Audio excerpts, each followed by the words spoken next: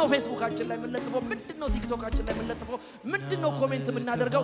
ሰው ሲያየን ኢየሱስን ያየዋል ወይ? አንተ ወንድም አንተን አይቼ ተጽናናው ይሉናል ወይስ እንደሌላው ሰው እንደሚያደርጉት እኛንም ቁጭ አድርገው ሰው ያማሉ እኛ ባለንበት?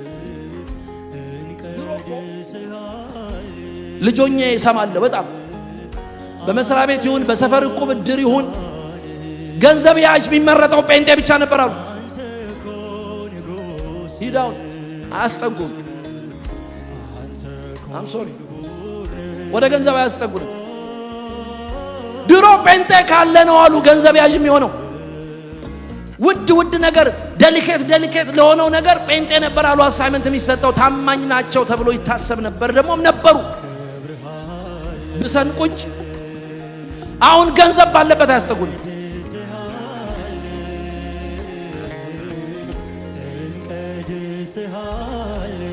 ስሙኝ፣ ክርስትና የሚያምረው አምሮብናል በቤት ብለን ስለዘመን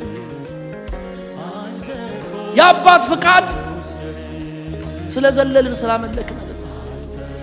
እኔን ሲያይ አብይን አይደለም ማየት ያለበት ኢየሱስ ነው።